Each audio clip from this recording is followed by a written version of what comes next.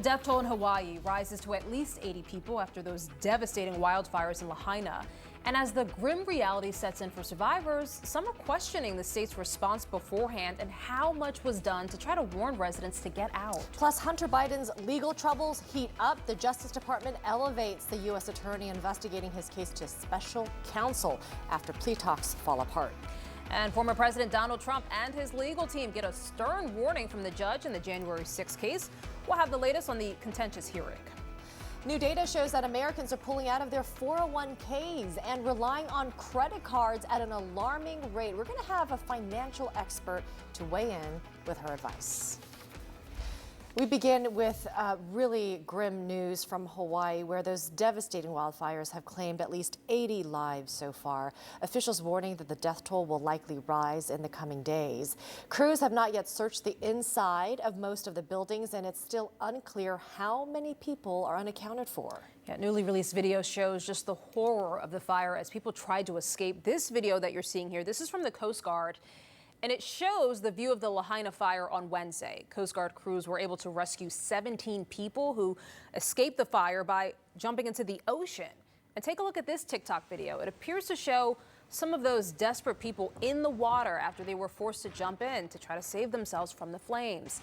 Now, I should say that CNN has not been able to determine the source of the video or independently verify the video, but dense smoke and high winds created just what we know has been an incredibly chaotic and terrifying situation.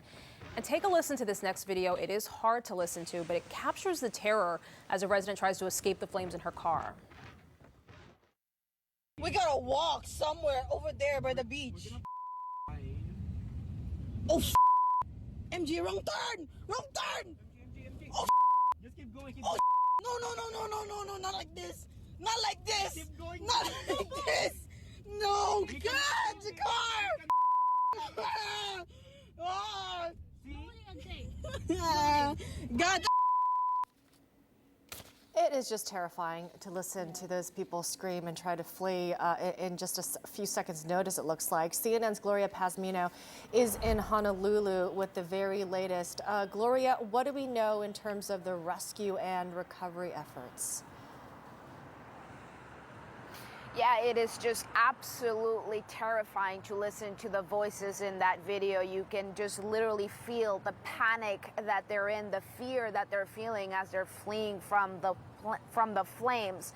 Now, I want to talk about the rescue mission. The search mission we know is underway. We have learned that so far, officials in Maui, which is about 80 miles to the west of here from where we are, have been waiting for the arrival of FEMA teams that are equipped with cadaver dogs. Those teams are going to be searching the inside of structures. Those buildings have not yet been searched. So far, the amount of people that have been recovered, about 80 people who have lost their lives, have been found on the outside of structures. Now, I do want to talk about that public road that we know opened yesterday to give residents a chance to get back into Lahaina. We know that residents are anxious to get back in to assess the damage. Unfortunately, soon after the road was opened, they had to close it back up because there was so much traffic and people trying to get into the area that officials decided it was better to just keep them away for now. But that is creating a lot of frustration because there are people that are trying to get back in, supporters and volunteers that are trying to bring supplies into the area. And that is really the biggest challenge right now. In addition to the search and rescue mission that is underway, people are growing impatient. They are waiting for help and supplies to arrive. They desperately are in need. All right, Gloria Pazmino, thank you. I should say that we spoke to an official in the last hour, and I asked about that road. Was it open? Was it closed? And she wasn't able to say. But as Gloria pointed to, there are still a lot of questions about what the status is right now in Lahaina. All right. Well, there is, as you'd imagine, growing concern over how authorities handled the early moments of the wildfires as the flames began to spread across the island.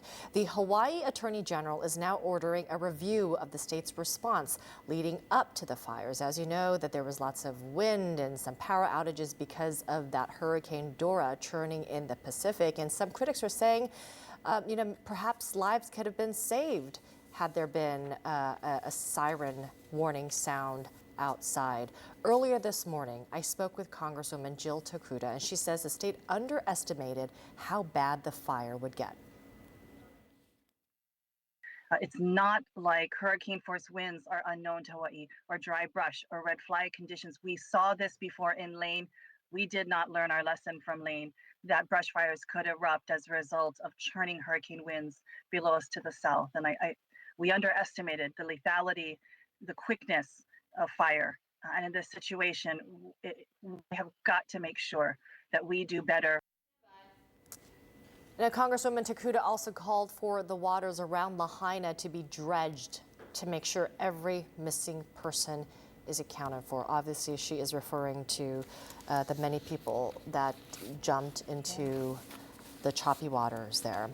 All right, joining us now to talk more about the rescue and recovery efforts is Brian Stern, a former Army and Navy combat veteran. He is the CEO and co-founder of Project Dynamo, a veteran-led nonprofit organization that specializes in bringing help to disaster areas and conflict zones throughout the world. Brian and his team are on the ground in Hawaii helping with relief efforts and also, as I understand it, Brian, rescue efforts. Is that correct? Are you helping with rescues? Yeah, we've done a lot of both. We've done a lot of humanitarian drops and a lot of and a number of airborne rescues. We're gonna start some ground rescues today, most likely, assuming that the roads open up a little bit.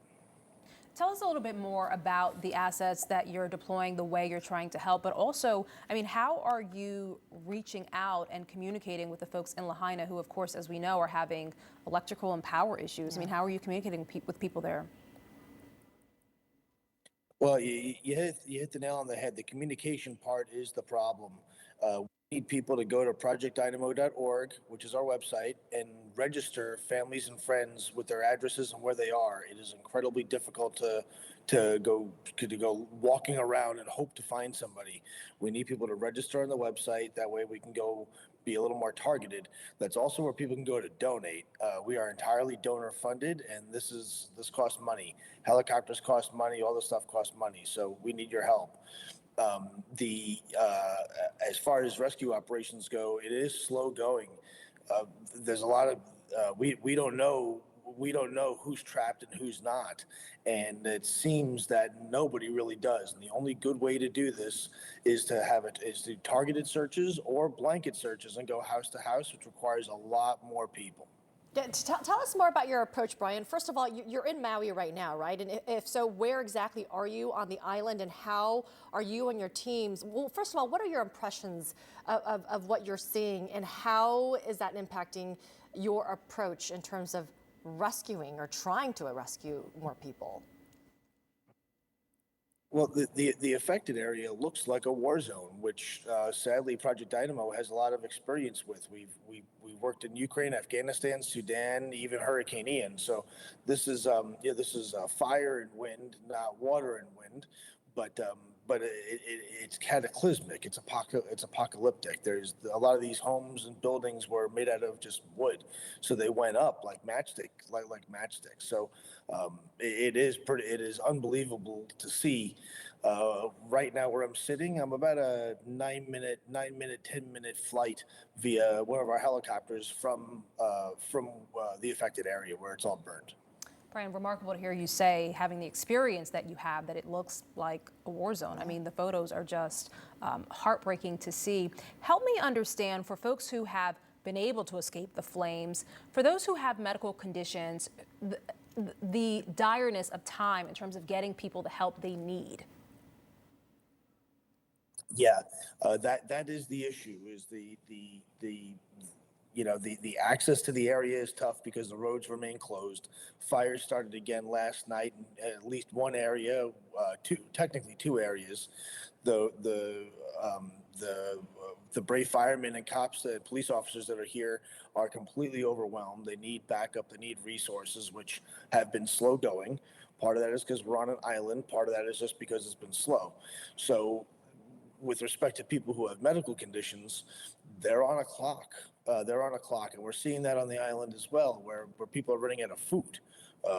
if we're running out of food, we're definitely running out of things like insulin and things like that. So, and there's no electricity, so anything that needs to be refrigerated is a problem. So the bottom line is we need, time is ticking, and the weather is okay, but it's still very warm. And elderly people, sick people, what have you, we need to get to them and get them out of the affected area to at least a warm zone, if not something else. Brian, pardon me if you already addressed this, but did you say you were able to find some survivors, and is that the goal or priority right now? Yeah, of course, the number one priority is the safety of life. You can rebuild a house. You can't rebuild a son or a daughter or a mother or a father.